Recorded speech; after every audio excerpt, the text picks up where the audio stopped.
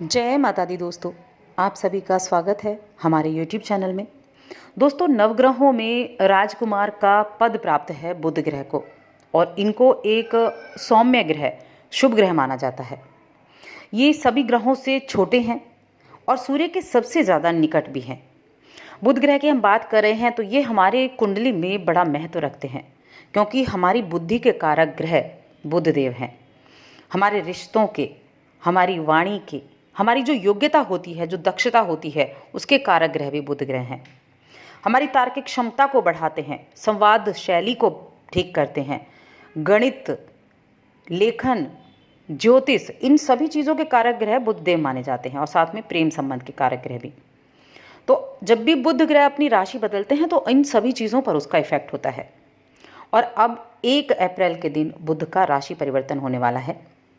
ये बहुत तेज़ गति से चलते हैं, लगभग 15 दिन एक राशि में रहते हैं, फिर राशि बदल लेते हैं। अब 1 अप्रैल को राशि बदलेंगे। अभी तक कुंभ राशि में चल रहे थे, अब कुंभ राशि से निकलेंगे और मीन राशि में आ जाएंगे। मीन राशि में गुरु, ये गुरु की राशि है, और यहाँ जो बुध देव हैं वो नीच के माने जाते हैं। यानी जब भी बुध देव मीन राशि में आते हैं तो ये इनकी नीच राशि होती है, नीच राशि में ये बैठते हैं। अब ये अगले 15 दिनों तक इसी राशि में रहेंगे, 16 अप्रैल तक। फिर 16 अप्रैल की रात्रि में ये राशि बदलेंगे और मेष राशि में चले जाएंगे। अब देखिए, यहाँ नीच राशि में तो बैठे हैं बुध, लेकिन यहाँ ये नीच भंग राजयोग बनाएंगे 15 दिनों के लिए। और ये नीच भंग राजयोग जो बनेगा, ये तुला राशि के लोगों के लिए किस तरह के प्रभाव देने वाला होगा, कैसे परिवर्तन अब आपको इन 15 दिनों में देखने को मिलेंगे, क्योंकि बाकी ग्रह भी राशि बदलने वाले हैं, उनका प्रभाव भी आपके ऊपर रहेगा। लेकिन यहाँ हम बुध की बात करेंगे कि बुध के इस राशि के गोचर से कैसे कैसे प्रभाव होंगे। तो आगे बढ़ने से पहले आपसे छोटा सा निवेदन है, चैनल पर अगर आप पहली बार आए हैं तो चैनल को अभी सब्सक्राइब कर लें और जुड़ जाएं हमारे चैनल के साथ। यहाँ आपको समय समय पर सभी जानकारियाँ मिलती रहेंगी। दोस्तों, बुध का जो गोचर है तुला राशि के लोगों के छठे भाव में होगा। अब छठा भाव जो होता है ये रोग, ऋण, शत्रु और प्रतियोगिता का भाव दिखाया जाता है, और ये आपके भाग्य भाव के स्वामी भी हैं, भाग्य स्थान के स्वामी हैं। छठे भाव में गए हैं, थोड़ा बहुत पीड़ित जरूर होंगे, लेकिन ऐसा नहीं है कि पीड़ित हैं तो रिजल्ट अच्छे नहीं देंगे। कुछ चीज़ों के लिए सावधानी ज़रूर रखनी होगी, लेकिन कुछ चीज़ों के लिए बहुत अच्छे रिजल्ट्स देंगे। अब देखिए, इस दौरान अगर आपके कार्यक्षेत्र की बात करें तो आप अगर अपने कार्यक्षेत्र में मेहनत कर रहे हैं, आपको सफलता पानी है, तो बस आपको अपने प्रयास ज़्यादा बढ़ाने होंगे, मेहनत ज़्यादा करनी पड़ेगी। अब अगर व्यक्ति को मेहनत ज़्यादा करने पर भी रिजल्ट मिल जाए तो उसका बेनिफिट आपको मिल जाता है। अब ये जो योग बना है ये यही दर्शा रहा है कि आप मेहनती होंगे, मेहनत ज़्यादा करेंगे, ज़्यादा प्रयास करेंगे, तब जाकर आपको सफलता मिलने वाली है। तो इसी जो चीज़ है इसका आपको ध्यान रखना है।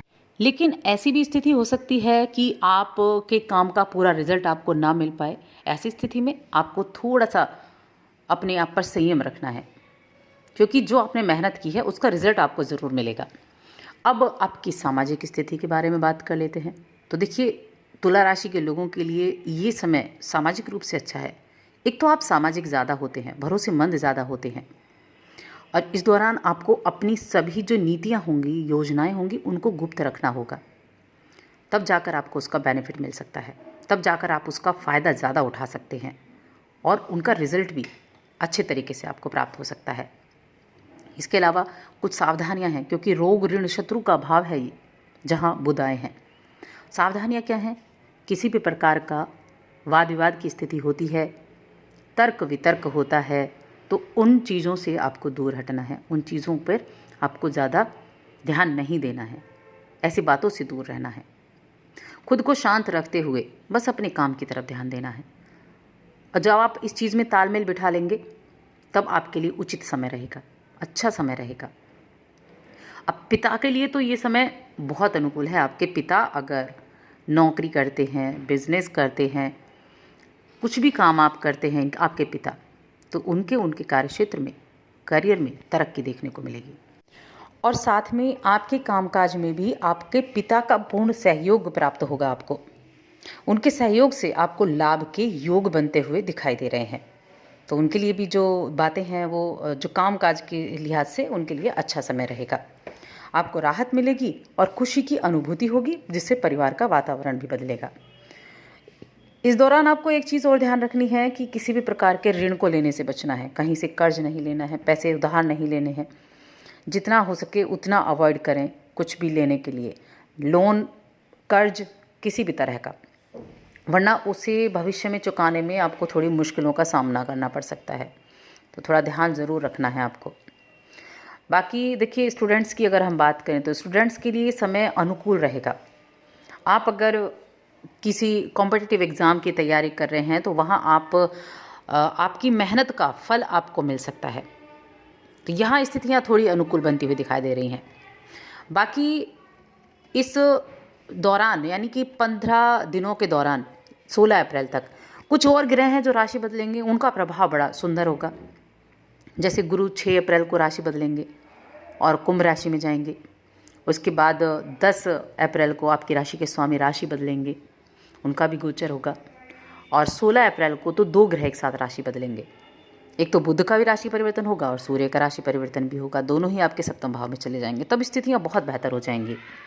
और यहाँ शुक्र का प्रभाव भी आपको अच्छा देखने को मिलेगा, अनुकूल रिजल्ट आपको प्राप्त होंगे। तो इन ग्रहों का प्रभाव बुध के साथ साथ आपको कई तरह के विवादों से दूर रखेगा, कई तरह के लाभ भी दिलाएगा। अब सेहत की दृष्टि से देखा जाए तो सेहत का ध्यान रखें। अगर आप ज़्यादा मेहनत का काम करते हैं तो बीच बीच में आराम करते रहें। अगर पहले से कुछ परेशानी है स्वास्थ्य संबंधी तो आपको दवाई की तरफ कोई भी लापरवाही नहीं बरतनी है। अपनी रोग प्रतिरोधक क्षमता को बढ़ाना है, वरना ऐसी स्थिति भी हो सकती है कि कोई संक्रमण होने का खतरा हो।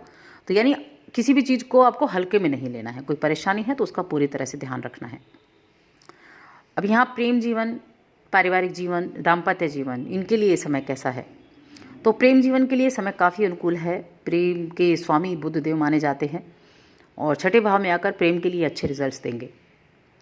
9वें और 12वें भाव के स्वामी भी हैं, तो खर्चे ज़रूर थोड़े बढ़ सकते हैं, लेकिन पारिवारिक माहौल ठीक ठाक रहेगा। पारिवारिक स्थितियों को आप भलीभांति समझेंगे और उनका निर्वाह भलीभांति करेंगे। संतान की तरफ से अगर कुछ परेशानी थी तो वहाँ आपको अच्छे रिजल्ट देखने को मिलेंगे। जीवन साथी के साथ अच्छी स्थिति रहेगी। कामकाज जीवन साथी अगर आपका वर्किंग है तो उसमें उनकी स्थिति भी अच्छी रहेगी, उनका कामकाज में मन भी लगेगा। तो दाम्पत्य जीवन के लिहाज से समय काफ़ी अनुकूल है। अब उपाय की बात कर लेते हैं जो आपके लिए सबसे उपयुक्त है। आप देखिए, जब भी किसी महत्वपूर्ण काम के लिए निकलते हैं, किसी भी अच्छे काम के लिए निकलते हैं, या आप ऑफिस जाते हैं और आप नौकरी के लिए निकलते हैं, तो इलायची लें, हरी इलायची जो होती है उसे लें और अपने मुंह में रखें। उसको चबाना आपके लिए उत्तम रहेगा। हरी इलायची को चबाकर आपको निकलना है घर से, तब आपको अच्छे रिजल्ट्स मिलेंगे। तो दोस्तों, और अधिक किसी जानकारी के लिए चैनल को सब्सक्राइब कर लें और हमारी इस वीडियो को ज़्यादा से ज़्यादा लाइक करें, शेयर करें।